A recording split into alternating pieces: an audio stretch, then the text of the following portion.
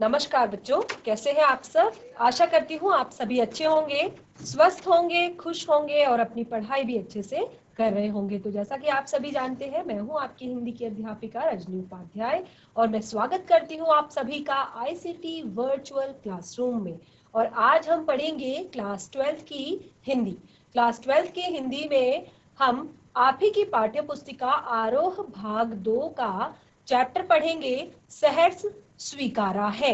जो ये चैप्टर है सहर्ष स्वीकारा है, ये गजानन माधव मुक्तिबोध जी के द्वारा लिखा गया है। ये कविता है, जैसे कि चैप्टर का नाम है सहर्ष स्वीकारा है। तो इस कविता में मुक्ति बोधन जी जो है, क्योंकि गजानन माधव बोध जी को हम मुक्ति बोध के नाम से भी जानते हैं, तो इस पाठ में मुक्ति बोध जी ने अपने जीवन में आने वाली हर तरह की जो परेशानियां हैं, जो दुख है, जो सुख है, जो भी परिस्थिति उनके जीवन में आती है, उसको सहर्ष स्वीकारने की बात की है।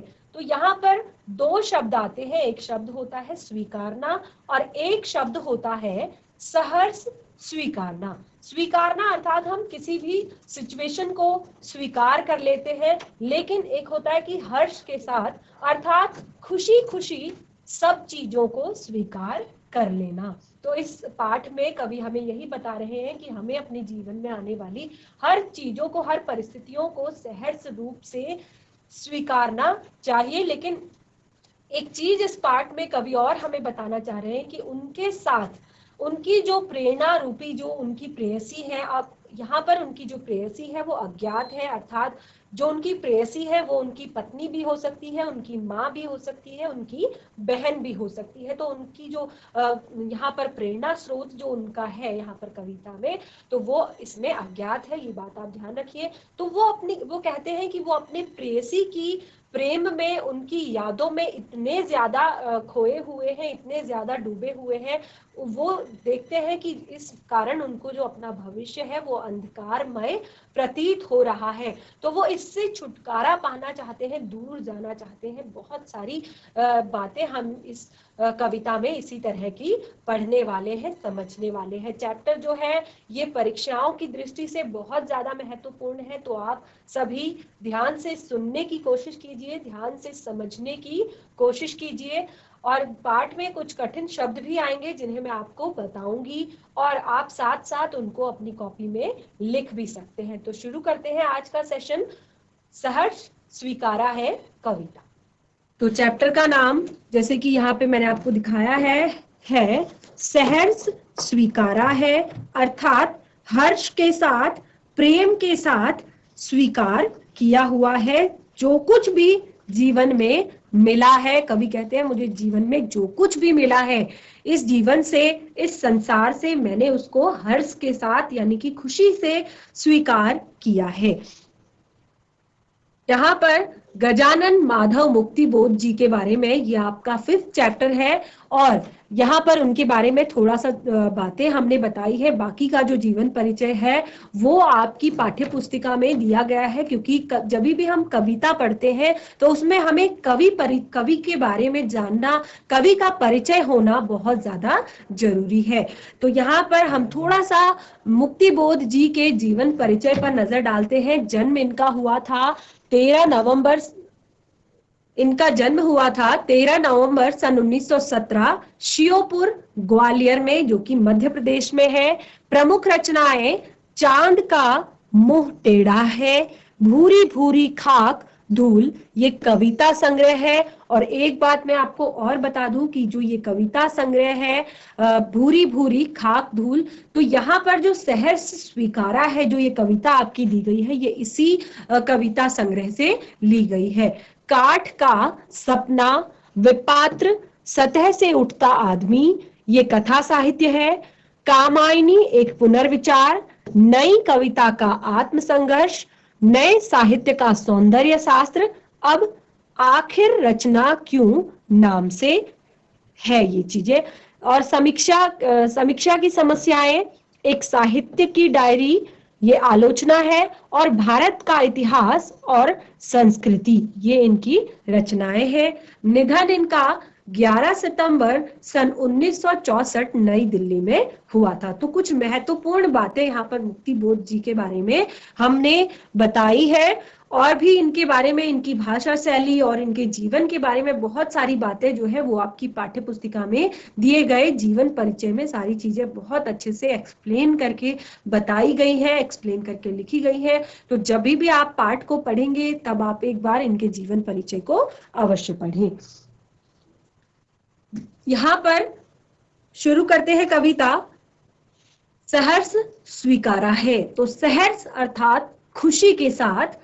तो जिंदगी में जो कुछ है, जो भी है, सहर्ष स्वीकारा है। तो कवि यहाँ पर कहते हैं, मुक्ति बोध जी यहाँ पर कहते हैं कि उनकी जिंदगी में जो कुछ भी है, जो भी है, उन्होंने सहर्ष स्वीकारा है, खुशी के साथ स्वीकार किया है। अर्थात उनकी जिंदगी के जितने भी, चाहे सुख हो, दुख हो, अच्छे बुरे दिन हो, खट्टे मीठे जो भी अनुभव हो, और भी जो कुछ भी उनकी जीवन में सारी चीजें हैं, उनको उन्होंने खुशी खुशी स्वीकार किया है। क्यों स्वीकार किया है?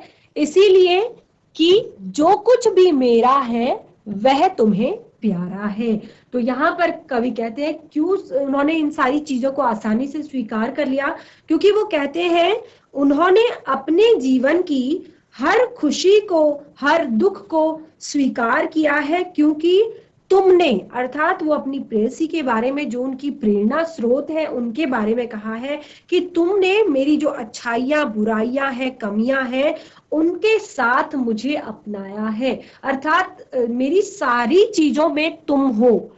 तो इसीलिए यही उनके जीवन का प्रेरणा स्रोत है। चाहे वो दुख है, दुखी है, तो उस समय भी वो, उनकी जो प्रेयसी है वो उनके साथ है। अगर वो खुश है तो उस समय भी उनकी प्रेयसी उनके साथ है। अगर उनके जीवन में कोई अप्रिय घटना होती है या कुछ भी परेशानी, दिक्कत या कुछ अच्छी बातें उनके जीवन में होती है, तो जो उनकी प्रेयसी है वो हमेशा ही उनके साथ है, उनकी प्रेरणा का स्रोत बनी हुई है। और वो कहते हैं कि तुमने मुझे मेरी अच्छाइयों और बुराइयों सबके साथ ही अपनाया है। अर्थात मुझ में कोई भी दोष निकालने की कोशिश नहीं की, मुझे मेरी दोनों अच्छाइयों और बुराइयों के साथ तुमने स्वीकार किया है। इसीलिए मेरे पास जो भी कुछ है मैंने उसे स्वीकार किया है, मुझे जो भी मिला है मैंने उसे खुशी खुशी स्वीकार किया है, क्योंकि तुम सब चीज को सहने में मेरे साथ हो। गर्बीली गरीबी यह, ये गंभीर अनुभव सब, यह विचार वैभव सब, दृढ़ता यह, भीतर की सरिता का अभिनव सब। तो यहाँ पर गर्बीली गरीबी, गर्बीली गरीबी का क्या अर्थ है? तो यहाँ पर कवि कहते हैं अपनी गर्भ से युक्त गरीबी। अर्थात एक तो गरीब इंसान है और दूसरा है कि वो गरीब होने के साथ साथ स्वाभिमानी भी है। अर्थात वो अपने आप को वो गरीब तो है, लेकिन वो जो कुछ भी काम करता है, जो कुछ भी खाता पीता है, जो कुछ भी करता है, वो अपने स्वाभिमान के बारे में सोचकर कि मैं कभी भी कुछ बुरा ना करूं, किसी का कुछ गलत ना करूं, तो मुझे जो भी मिला है, मेरी जो ये गरीबी है ये भी गर्बीली है, अर्थात गर्व करने लायक है, मैंने इस पर भी कभी उंगली नहीं उठाई। और यह गंभीर अनुभव सब, अर्थात जीवन में जितने भी गंभीर अनुभव मुझे हुए हैं, कभी कभी हमारा जीवन, देखिए जीवन में इंसान के लिए सुख और दुख हमेशा ही लगे रहते हैं। कभी सुख आता है, कभी दुख आता है, कभी बहुत बड़ी विपदा आ जाती है, तो कभी बहुत सारी खुशियां भी आ जाती हैं। लेकिन अक्सर क्या होता है, हम इंसान जो है, हम क्या होता है, अगर थोड़ा सा खुशी हमारे पास आ गई तो हम उसको बहुत जल्दी सेलिब्रेट करने लगते हैं, बहुत ज्यादा उसमें खुश हो जाते हैं। और क्योंकि हम खुशी में बहुत ज्यादा खुश हो जाते हैं, तो अचानक अगर थोड़ा बहुत दुख हमारे पास आ जाता है तो हमें बिल्कुल भी टाइम नहीं मिलता कि हम उसके लिए तैयार रहें, हम उसके लिए अपने मन को तैयार रखें, और हम बिल्कुल बहुत जल्दी ही निराश और परेशान और दुखी हो जाते हैं अगर हमें कोई भी दुख आ जाता है जिंदगी में इस तरह। तो कवि लेकिन इन सभी बातों से परे हैं। वो कहते हैं कि मेरे जीवन में जो कुछ भी है, जो कुछ भी मुझे मिलता है, मैं उसे खुशी के साथ स्वीकार करता हूँ। अर्थात जब सुख आता है तो बहुत ज्यादा खुश नहीं होता हूँ, जब दुख आता है तो बहुत ज्यादा दुखी भी नहीं होता हूँ। समान भाव से मैं सभी चीजों को स्वीकार करता हूँ, एक्सेप्ट करता हूँ जो भी मुझे जीवन ने दिया है। तो यहाँ पर गरीबी के बारे में कहा है कि मेरी जो गरीबी है, अर्थात जिंदगी के बारे में बात करते हुए कहते हैं कि उन्हें अपनी जो गरीबी है, अर्थात जो अभावग्रस्त जो उनकी जिंदगी है, उस पर भी गर्व है, उस पर भी अभिमान है, क्योंकि वो कभी भी किसी का गलत, किसी के लिए कुछ गलत भावना नहीं रखते, कोई गलत काम नहीं करते। जो भी कुछ किया है वो अच्छी चीजों से ही उन्हें प्राप्त हुआ है। तो ये गरीबी जो है, अभावग्रस्त जो जीवन है, ये भी मेरा गर्व करने योग्य है। गर्वीली अर्थात गर्व करने योग्य है।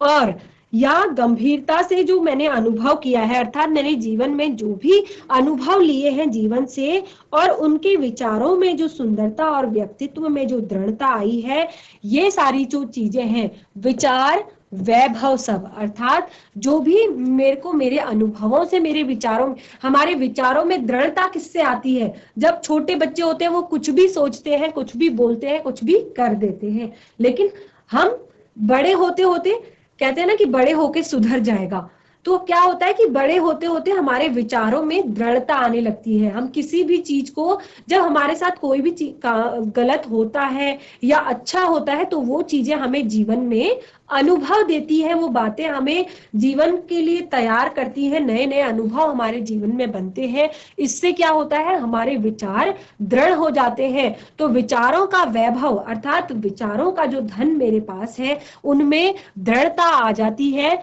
और भीतर की सरिता यह अभिनव सब, अर्थात भीतर की सरिता, जो उनके, सरिता अर्थात नदी, और तो उनके जो भीतर प्रेम रूपी नदी बह रही है, वो भी क्या है, मौलिक है। मौलिक है इसीलिए कि पल पल में जो कुछ भी जागृत है, अपलक है, संवेदन तुम्हारा है। तो कवि यहाँ पर कहते हैं, इसी, ये सारी चीजें मौलिक है इसीलिए कि पल पल में जो कुछ भी जागृत है और अपलक है, वो सारा तुम्हारा संवेदन है। तो यहाँ पर कवि फिर से अपनी जो प्रेयसी है वो कहते हैं कि ये सब कुछ नया है, सब कुछ मौलिक है, अर्थात वास्तविक है, और इसीलिए पल पल में, अर्थात प्रत्येक क्षण में जो कुछ भी मेरे अंदर जागृत है, हर क्षण में जो कुछ भी मैं सोचता हूँ, जो कुछ भी मैं करता हूँ, जो कुछ भी मैं करना चाहता हूँ, अपलक है, अर्थात जो निरंतर है, वह संवेदन तुम्हारा है। अर्थात तुम्हारी ही संवेदनाओं के कारण, तुम्हारे ही प्रेम के कारण मैंने ये सारी चीजें पाई है। अर्थात जीवन में मैंने जो कुछ भी पाया है वो तुम्हारी ही प्रेरणा के कारण, तुम्हारे प्रेम की जो प्रेरणा मुझे मिली है, उसी के कारण मैंने अपने जीवन में ये सब कुछ पाया है। आगे बढ़ते हैं। जाने क्या रिश्ता है, जाने क्या नाता है, जितना भी उड़ेलता हूं फिर भर भर आता है। तो यहाँ पर कवि कहते हैं कि अपने गहरे रिश्ते को, अपनी प्रेयसी के साथ अपने इस गहरे रिश्ते को प्रकट कर रहे हैं और बताते हैं कि जाने क्या रिश्ता है, जाने क्या नाता है, जितना भी उड़ेलता हूं फिर भर भर आता है। अर्थात कवि कहते हैं कि मेरे और तुम्हारे बीच में जो संबंध है कितना गहरा है, मैं ये बता नहीं पाता हूं और मैं समझ नहीं पा रहा हूं, लेकिन मैं फिर भी तुम्हारे प्रति अपने प्रेम को व्यक्त करता हूं। और जितना ज्यादा मैं इसको व्यक्त करता हूं, किसी के सामने मैं जितनी इसके बारे में बातें करता हूं, जितना भी मैं इसको बाहर निकालने की कोशिश करता हूं, फिर भी मेरे जो मन में वो सारी चीजें, वो सारा जो प्रेम है वो और ज्यादा। देखिए, हम किसी का सम्मान करते हैं, किसी के बारे में अगर हम अच्छा, किसी को हम अच्छा मानते हैं कि हाँ अपना आइडल मानते हैं, तो अगर हम उसके बारे में थोड़ा सा बातें करें, कहीं से कुछ सुन लें, कहीं से कुछ बोल दे, तो और ज्यादा सम्मान हमारे मन में उसके लिए आ जाता है। तो कवि कहते हैं कि दिल में क्या झरना है, मीठे पानी का श्रोता है। तो वो कहते हैं कवि कि मेरे दिल में ये प्रेम रूपी जो झरना है, ये एक मीठे पानी के स्रोत के समान है। भीतर वह ऊपर तुम। तो कवि कहते हैं कि यहाँ पर मेरे मन में जैसे कोई प्रेम के रूपी झरना बह रहा है, और ये ऐसा लगता है जैसे कोई मीठे पानी का झरना बह रहा हो। और अपने यहाँ पर जो कवि है उन्होंने अपने दिल की तुलना, अपने मन की तुलना मीठे पानी के एक झरने से की है, अर्थात प्रेम ही प्रेम उनके मन में भरा हुआ है। और कहते हैं कि जो हमेशा उनके जीवन में प्रेम रूपी जल भरा हुआ है। कवि अपने प्रेम से न केवल, अभी यहाँ पर कहते हैं कि भीतर वह ऊपर तुम, तो कवि अपने प्रेम से कहते हैं कि न केवल अपने अंतर मन से बल्कि बाहर से भी मैं उससे तुम्हें, मतलब उस तुम्हारे प्रेम से अपने आप को भीगा हुआ पाता हूं। केवल अंतर मन ही नहीं, मैं बाहर से भी अपने आप को तुम्हारे प्रेम से भीगा हुआ पाता हूं। मुस्काता चांद जो धरती पर रात भर, मुझ पर त्यों तुम्हारा ही खिलता वह चेहरा है। तो कवि कहते हैं उनके हृदय में प्रेम जो है वो हरदम समाया ही रहता है, अर्थात हरदम तुम्हारे प्रति प्रेम, सम्मान और जो भी चीजें, इच्छाएं, आशाएं जो भी है, जो तुम्हारी यादें मेरे मन में है, वो हर टाइम मेरे मन में भरी हुई रहती है। जिस तरह रात्रि पर आसमान में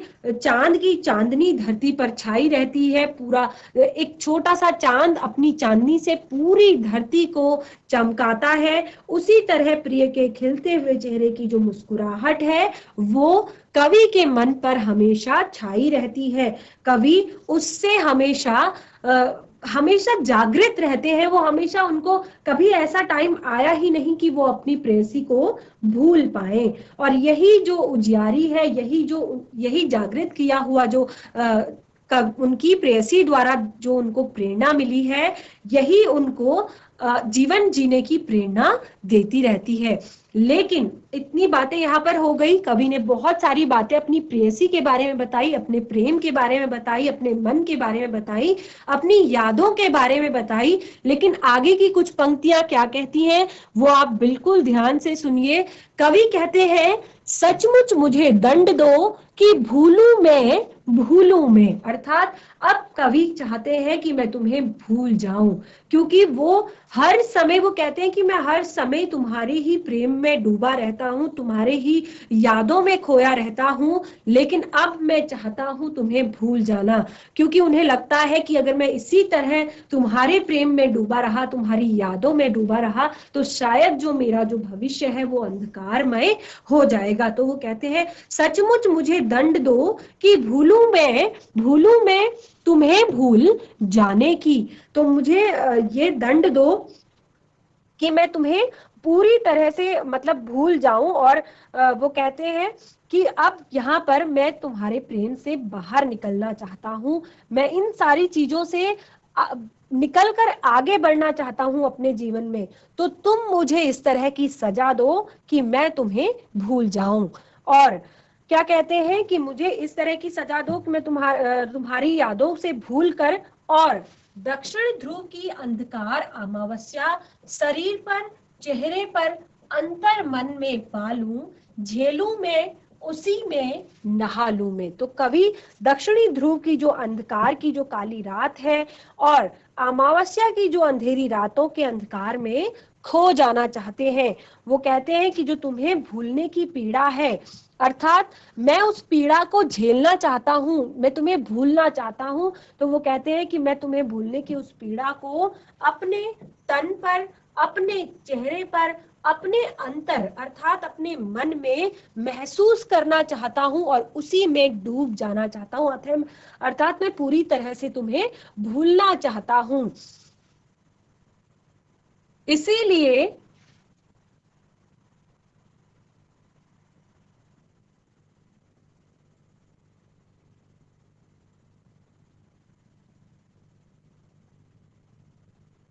इसीलिए कि तुमसे ही परिवेष्टित आच्छादित रहने का रमणीय यह उजेला अब सहा नहीं जाता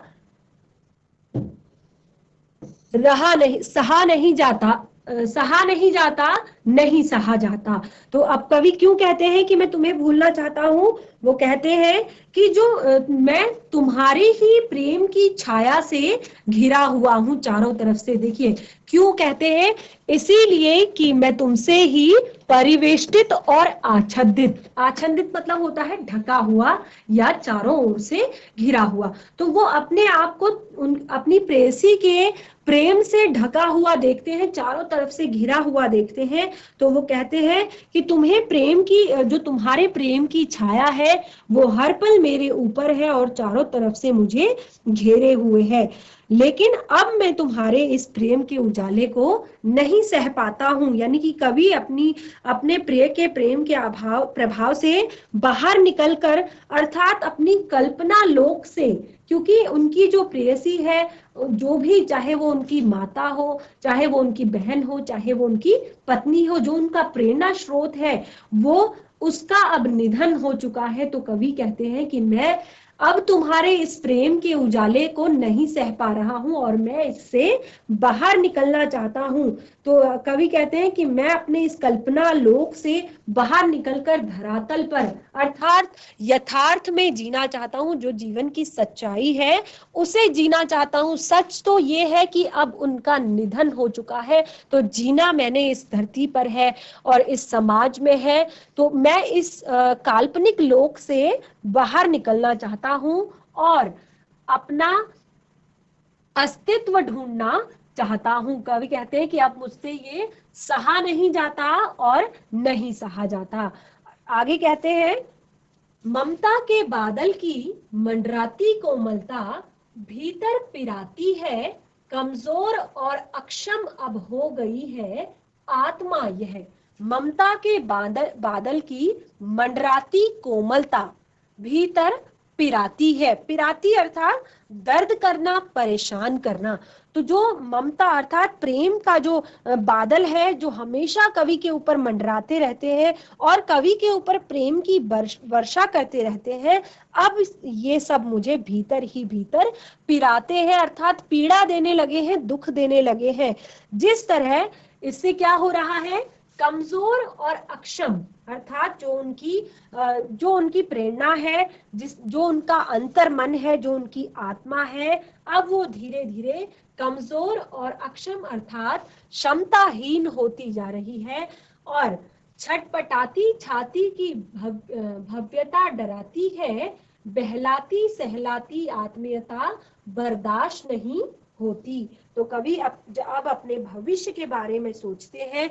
जब वो अपने भविष्य के बारे में सोचते हैं तो उनके इस दुख से कि उन्हें जीवन अब अपनी प्रेयसी के बिना ही बिताना पड़ेगा, सच्चाई तो यही है, धरातल तो यही है। तो इस दुख से उनकी जो छाती है वो छटपटाने लगती है। यानी कि उनका भविष्य कैसा होगा इसकी केवल कल्पना मात्र से अब उनको डर लगने लगा है और बहलाती सहलाती आत्मीयता बर्दाश्त नहीं होती। और वो कहते हैं, इसीलिए कवि कहते हैं कि हर बात पर जो तुम मुझे बहलाती थी, सहलाती थी और आत्मीयता दिखाती थी, अब ये मुझसे बर्दाश्त नहीं होता, क्योंकि मेरे जीवन का सच तो अब केवल यही है कि मुझे अकेले ही इस जीवन को जीना है। सचमुच मुझे दंड दो कि हो जाऊं पाताली अंधेरे की गुहाओं में, विवरों में, धुएं के बादलों में, बिल्कुल मैं लापता। तो वो फिर से कवि कह रहे हैं कि मुझे दंड दो, अर्थात तुम मुझे मतलब ऐसा दंड दो कि मैं तुम्हें भूल जाऊं। तो कवि कहते हैं कि मुझे दंड दो कि मैं भूल जाऊं तुम्हें, और पाताल की जो बनी अंधेरी गुफाएं हैं वहां पर बिलों में, गुहाओं के विवरों में, धुएं के बादलों में बिल्कुल लापता हो जाऊं। तो कवि कहते हैं कि मुझे तुम सचमुच में दंड दो, यानी कि ये मुझे भूलना भी एक दंड है कि मैं तुम्हें भूल जाऊं, ये दंड तुम मुझे दे दो, ताकि मैं पाताल की जो अंधेरी गुहाएं हैं, वहां पर जो काले बादल छाए हुए हैं, मैं उनके अंधेरों में खो जाना चाहता हूं, वहां मैं लापता हो जाना चाहता हूं। तो बच्चों, हमारी जो ये कविता है, ये हमारी समय की कमी के कारण हमें यहीं पर समाप्त करनी पड़ रही है। आगे के सेशन में हम इसको कंप्लीट करेंगे, एक बार इसको रिवाइज कर लेंगे, फिर इसे कंप्लीट करेंगे, फिर इस पार्ट से जुड़े हुए प्रश्नोत्तर भी हम करेंगे। तो आज के सेशन में इतना ही। इस कविता को आप घर में एक बार पढ़िए। मिलेंगे नए सेशन में इसी कविता के साथ। तब तक के लिए धन्यवाद। आपका दिन शुभ हो।